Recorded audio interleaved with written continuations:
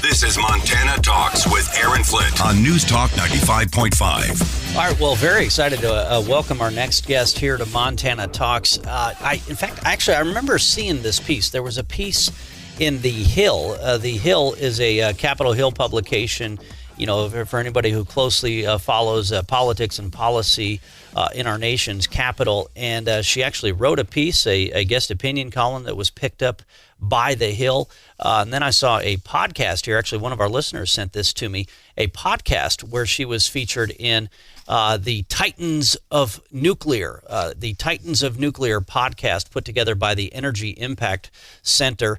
Zabrina Johal, now with us here on Montana Talks, and grew up in Billings. Zabrina, good to have you on the show. Hi, good morning. It's nice to be here. Yeah. So I guess first off, tell us your background growing up here in Billings for those who might know you or know the family. Sure. So my maiden name is Zabrina Zimmerer. Grew up in Billings. Was born and raised. Never really left the state all that much until I went away to college and went to California. And I saw you went to Santa Clara University, a small college in Silicon Valley, and you were looking at maybe doing, pre-med. You were taking all sorts of physics, biology, and chemistry, and that was a little boring for you. You needed a challenge, huh? Well, as I like to tell some people, growing up in Billings, I didn't get a lot of access to science and engineering and technology, and so when I went away to school, I was studying the courses that were of most interest to me. And, I got a big curveball my senior year while studying for medical school when the nuclear Navy approached me for their program to join the U.S. Navy and work on their nuclear reactors. And at the time, I had no idea that, I would actually be on a ship. I thought that I would be sort of running these physics codes somewhere in the middle of the United States trying to work toward nuclear weapons purposes. And then before you know it, they're shaving your head, you're going through OCS, and you're stuck on a ship with a bunch of guys for months and months and months. In fact, you were stuck on a ship right after 9/11, if I read right here. Yes, that's right. And, I was very surprised because growing up in Montana, gender differences really weren't apparent to me. Everybody was treated the same, and I felt like when I got to the first ship after officer candidate school as a first female, it was just crazy because most of the people on that ship had never worked with a female before, and so there were a lot of barriers that had to be broken down, and a major one was when I got there, they hadn't retrofitted the facilities yet, where they actually had a bathroom for a female, so we all shared the facilities, and that just led to all kinds of angst within the ship and, very interesting scenarios. But I think overall, the U.S. military is integrating more and more programs with females, and it's great for our nation and, to be able to access those types of differences that do occur naturally with gender bias and those kinds of things. So, well, you're right about they're moving in the right direction. You're right about growing up in Montana and men and women and being more egalitarian of a state. It's kind of like you go on a road trip. It's like, okay, guys, if you got to use the facilities, use the left side of the car. Gals use the right side of the car. You know what I mean? It's just kind of it's very egalitarian. So you end up getting recruited by the nuclear power program, which is a very big deal, and you end up getting interviewed by the admiral in charge of this, and it was a specific recruitment for you to get into this. Now you go from the U.S. Navy's nuclear power program, and now you're the director of business development for General Atomics, which is a pretty big deal, of course, in the nuclear power sector. Tell us what that means. Tell us what that job is like. How big of a job that is. Well, so General Atomics was an original pioneer in nuclear technology, and back in the 50s when it was just post-World War II, and the Americans had dropped Fat Man and Little Boy on Japan, they started looking at, well, how do we take nuclear energy and start pivoting away from weapons purposes toward peaceful purposes? And this was really Eisenhower's push He gave an Atoms for Peace speech at the United Nations. And after that, for the first time, these scientists from these different countries could work together on nuclear technologies.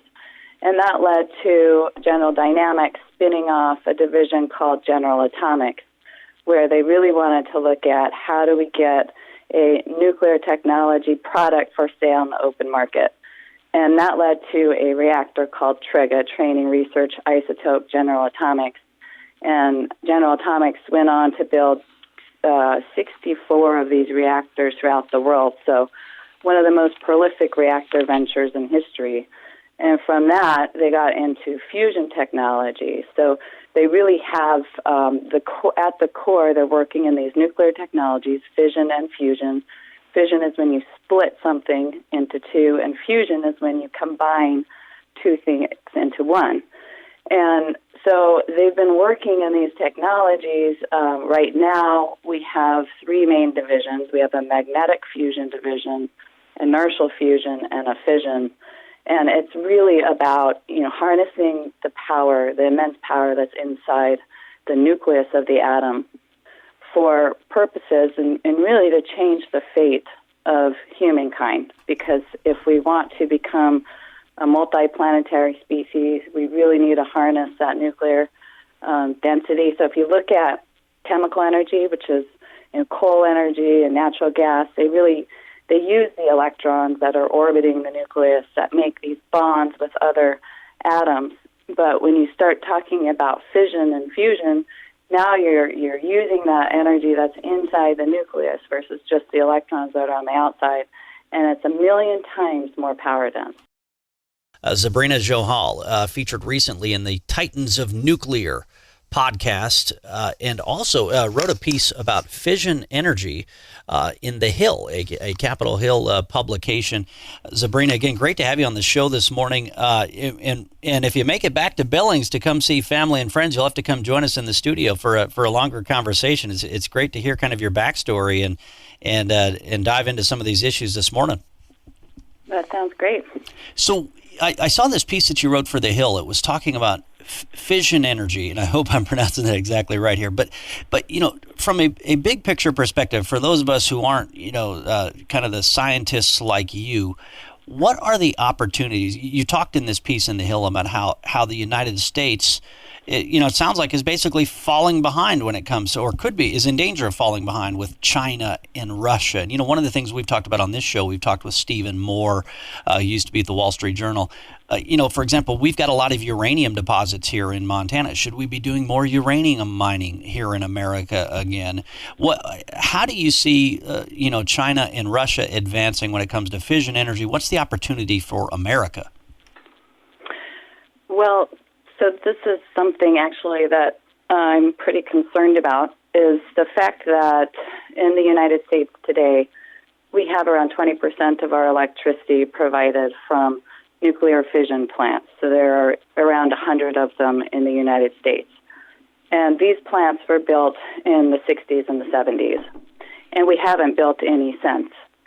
And so Americans tend to think, or you'll listen to these discussions happening on the national stage, and they'll be saying, well, we don't know if nuclear is going to happen.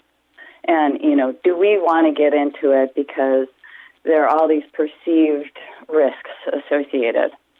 And from my perspective, it isn't if nuclear is going to happen, because it is going to happen.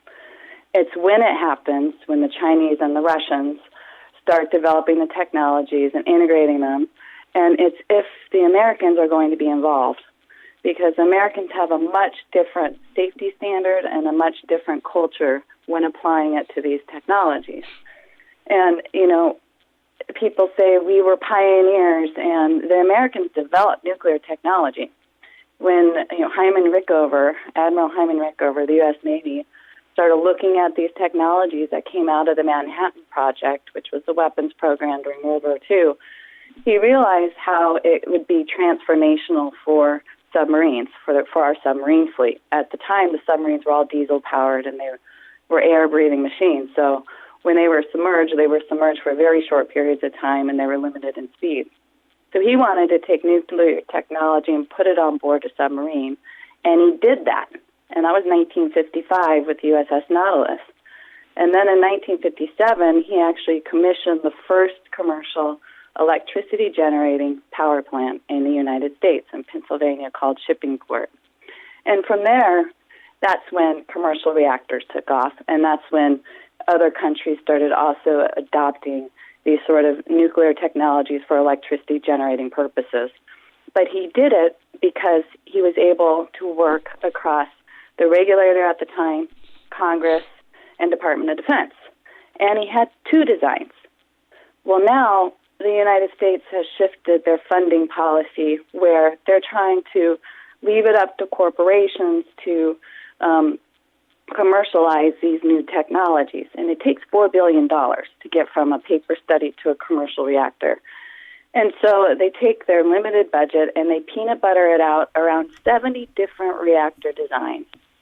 And not any one of them are gaining any headway. Whereas you look at the Russians, the Chinese, the Koreans, they all have state-backed corporations building these things where they're building one or two designs. They're not trying to leave it up to private funding for 70 designs. And so what I'm trying to promote is say, well, you know, every time the Russians engage with a developing nation, because they are, they engage with them to build a nuclear reactor, and then they take the fuel back and they generate electricity. That nation is dependent on Russia for their independence. And when something happens on the geopolitical stage, that's when the Russians start tethering it in. And we've seen it happen. And it's one way for them to gain control and in a related note, this industry. Yeah, and in a related note, we know that hydraulic fracturing and you know what we've done with the American natural gas industry has been a game changer to a certain extent for the Europeans who have been held hostage to the Russians on gas supplies and everything. And so nuclear could be another a key approach there. Less than a couple minutes. That's exactly right. Yeah, less than a couple of minutes to go here with Zabrina Johal, and I'll have to put together a blog post where we share, you know, your write up in the Hill and much more. What else do you want to tell folks across Montana in terms of, I guess, you know, where would you direct them to learn more about the work you're doing, or are there opportunities for Montanans, opportunities for Colstrip 1 and 2, something like that? Well, I think it would be fantastic if Montana got into nuclear technology. Idaho, a neighboring state, is doing a lot in this area. In fact, in order to commercialize some of these reactors, they're building a test reactor at Idaho National Lab to be able to, you know, field some of these new materials and designs.